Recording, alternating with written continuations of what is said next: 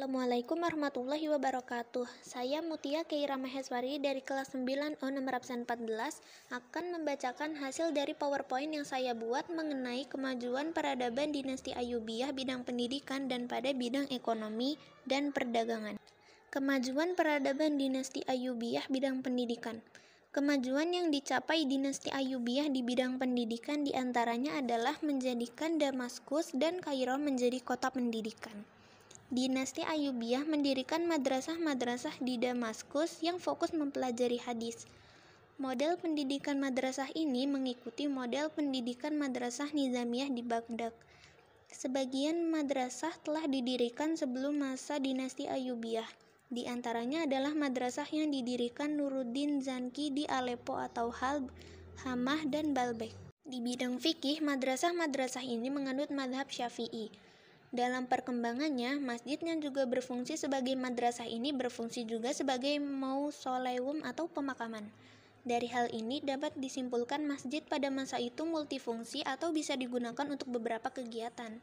Di samping itu, sultan-sultan yang berkuasa di Damaskus membangun rumah sakit yang difungsikan sebagai sekolah kedokteran.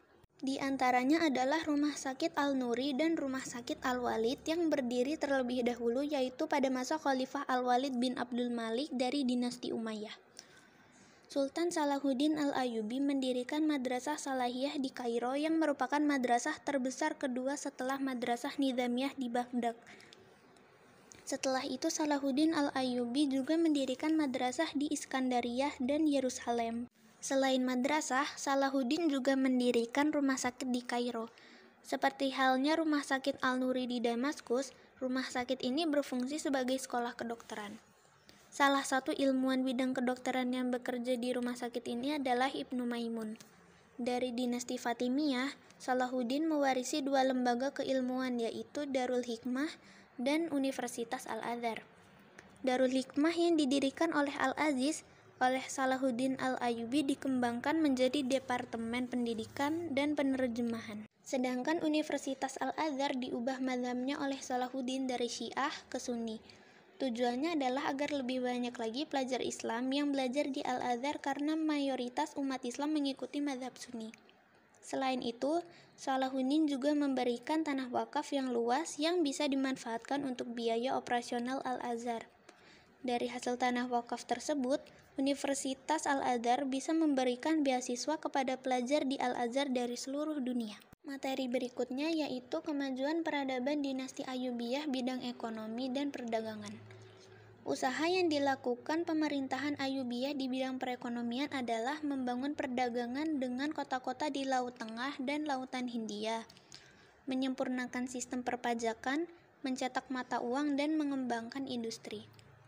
Sejak saat itu, dunia ekonomi dan perdagangan sudah menggunakan sistem kredit, bank, letter of credit, bahkan ketika itu sudah ada mata uang yang terbuat dari emas. Kota Kairo menjadi jalur perdagangan antara Asia dan Eropa, menghubungkan jalur perdagangan Laut Merah dan Laut Tengah dengan Eropa. Pada saat itu, kaum muslimin bepergian ke negara-negara Eropa dengan membawa kurma, madu, dan kain wol. Ketika mereka kembali, mereka membawa hasil produksi Eropa.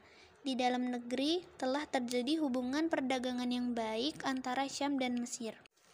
Mesir mengekspor barang-barang tenunan, karpet, kulit, dan kayu ke Syam. Dan sebaliknya, Syam mengekspor kurma, buah-buahan, sutra, dan beberapa macam bejana keramik serta tembaga ke Mesir. Perdagangan semakin membaik ketika Karnak dan beberapa pusat perdagangan dapat dikuasai oleh tentara Islam. Selain itu, dimulai percetakan mata uang dirham campuran atau fulus. Percetakan fulus yang merupakan mata uang dari tembaga dimulai pada masa pemerintahan Sultan Muhammad Al-Kamil Ibn Al-Adil Al-Ayyubi. Percetakan uang fulus tersebut dimaksudkan sebagai alat tukar terhadap barang-barang yang tidak signifikan, dengan rasio 48 fulus untuk setiap dirhamnya. Kemajuan di bidang industri pada masa Ayyubiyah dibuktikan dengan dibuatnya kincir oleh seorang Syria yang lebih canggih dibanding buatan orang Barat. Industri yang berkembang antara lain penyamakan kulit, penyulingan minyak zaitun, sabun, karpet, kain, dan gelas.